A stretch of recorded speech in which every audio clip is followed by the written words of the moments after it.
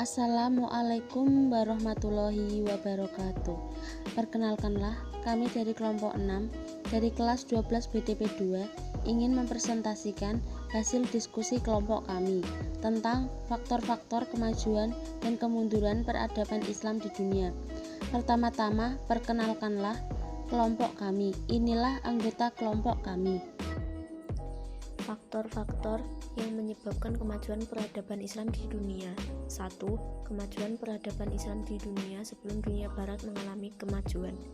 Dulu Islam pernah mengalami masa kejayaan, tepatnya dimulai pada masa Khalifah Al-Mansur dan Al-Ma'mun yang bergantian memimpin dinasti Abbasiyah. Mereka merintis usaha penerjemahan karya cendekiawan Yunani ke dalam bahasa Arab.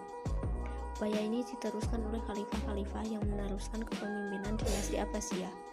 Terutama yang paling menonjol adalah Khalifah Harun al-Rasyid. Upaya penerjemahan yang dilakukan dinasti Abbasiyah secara garis besar terbagi menjadi 3 fase. Fase pertama pada masa Al-Mansur hingga Harun al-Rasyid. Pada fase ini yang banyak diterjemahkan adalah karya-karya bidang astronomi dan logika. Fase kedua berlangsung mulai masa Al-Ma'mun hingga tahun 300 Hijriah. Buku-buku yang banyak diterjemahkan adalah buku dalam bidang filsafat dan kedokteran. Fase ketiga, setelah tahun 300 Hijriah, terutama setelah adanya pembuatan kertas, karya-karya yang banyak diterjemahkan mulai meluas dalam semua bidang keilmuan. Para penerjemah yang terkenal pada masa itu antara lain, yang pertama, Hunain bin Ishaq, ilmuwan yang mahir berbahasa Arab dan Yunani, menerjemahkan 20 buku galan ke dalam bahasa Syria dan 20 buku dalam bahasa Arab.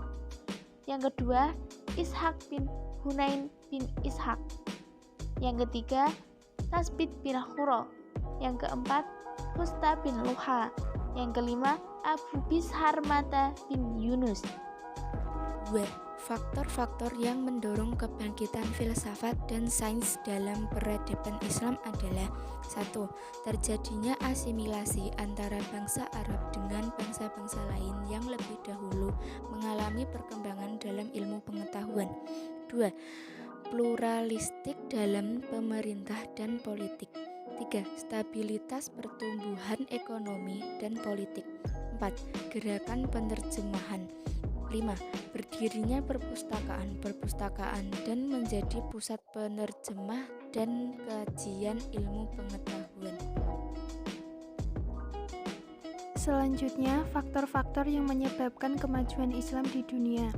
Yang pertama, semangat kaum muslimin yang tulus untuk menyebarkan agama Islam, yaitu semangat yang tumbuh dari hati nuraninya sendiri, tanpa ada orang yang memerintahkannya. Mereka hanya menyebarkan atau mengajarkan agama Islam hanya limardatilah semata. Yang kedua, adanya rasa terpanggil untuk mengajarkan agama Islam kepada orang lain.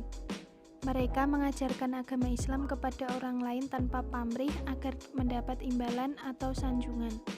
Mereka hanya mengharapkan keridhaan Allah SWT semata. Dan yang terakhir, banyaknya cendekiawan muslim yang menemukan berbagai teori. Misalnya Al-Khawarizmi menemukan angka 0 dan namanya diabadikan dalam cabang ilmu matematika.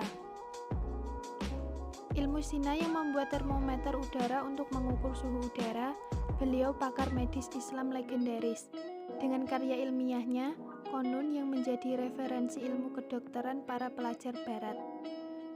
Kemudian Ar-Razi. Orang barat menyebutnya Razis. Beliau berkebangsaan Persia, dilahirkan di Rai dekat Teheran. Orang-orang barat memberinya julukan one of the greatest physical of all times, yang berarti seorang tabib yang terbesar di sepanjang masa. Selanjutnya, bab 10, yaitu faktor-faktor yang menyebabkan kemunduran peradaban Islam di dunia. Faktor yang menyebabkan kemunduran peradaban Islam di dunia yaitu 1. Akibat umat Islam jauh dari kitabullah dan as-sunnah. Kedua, taklid atau ikut-ikutan. Ketiga, terjadinya perpecahan di kalangan umat Islam. Keempat, adanya pertempuran antara yang hak dan yang batil. Sekian presentasi dari kelompok kami. Bila ada salah kata, mohon maaf. Wassalamualaikum warahmatullahi wabarakatuh.